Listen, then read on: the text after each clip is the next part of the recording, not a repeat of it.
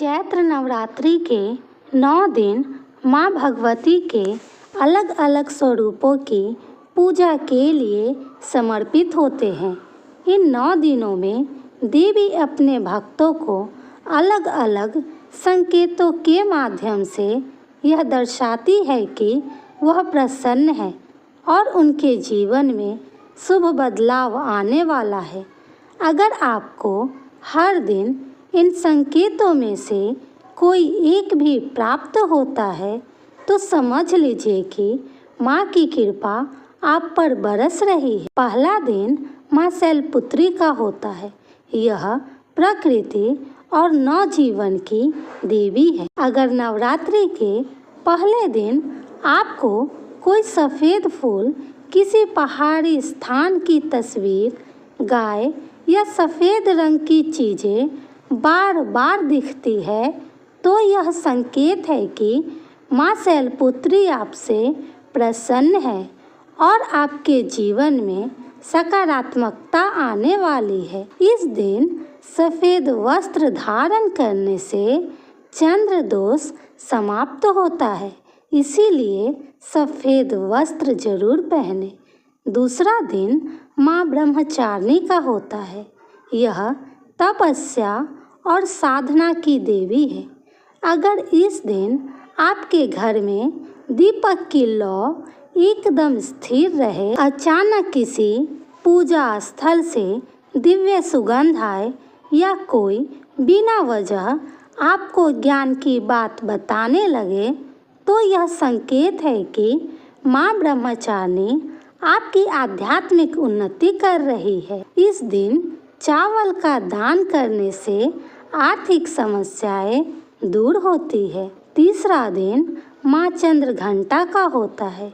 यह शांति और साहस की देवी है। इस दिन अगर आपके आसपास अचानक घंटे घंटी की आवाज़ सुनाई दे, कोई सुनहरी रोशनी नजर आए या बिना किसी वजह के मन शांत और ऊर्जावान महसूस हो तो यह माँ चंद्रघंटा की कृपा का प्रतीक है। इस दिन गाय को चारा खिलाने से संकट टलते हैं, इसीलिए गाय को चारा अवश्य खिलाएं। चौथा दिन माँ कुष्मांडा का होता है।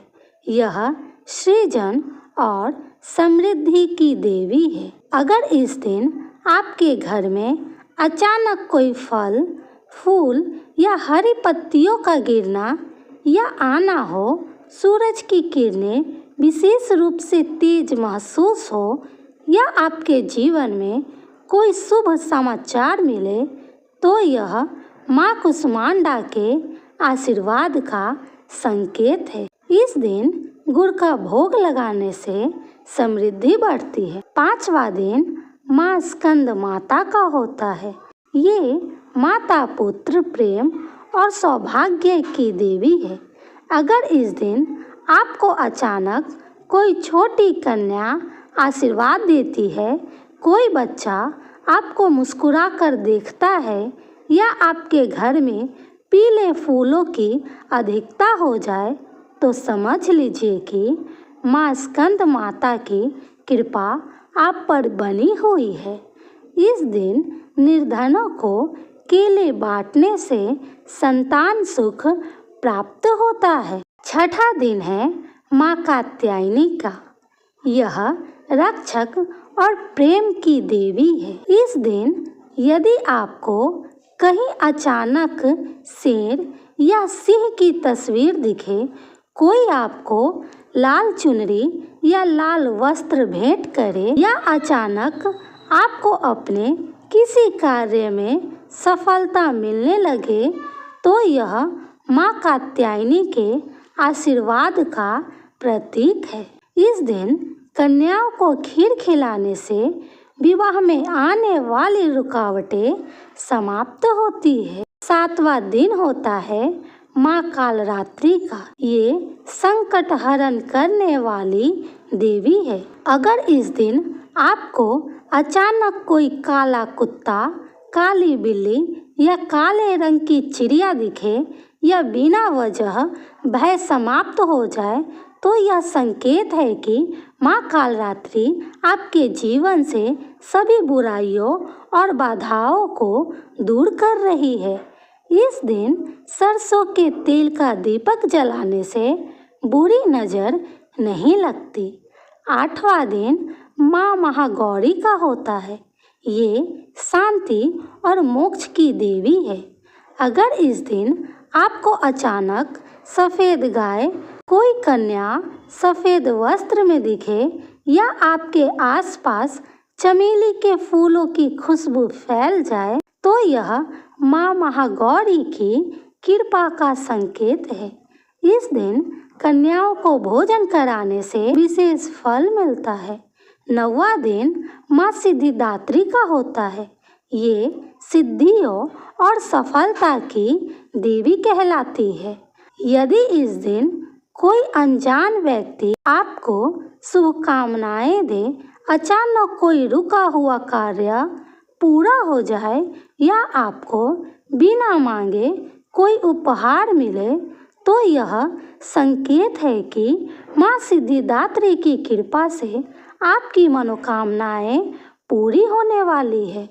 इस दिन गरीबों को अन्न दान करने से समस्त कष्ट समाप्त हो जाते हैं।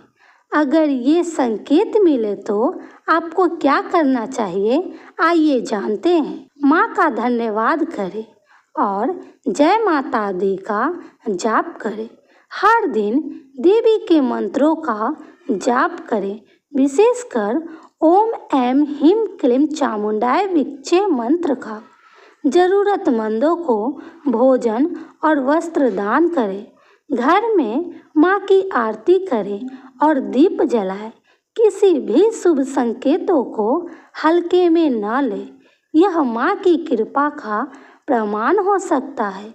अगर नवरात्रि के दौरान आपको इन संकेतों में से कोई भी संकेत मिले तो समझ लीजिए कि माँ भगवती की विशेष कृपा आपके जीवन में चमत्कार लाने वाली है।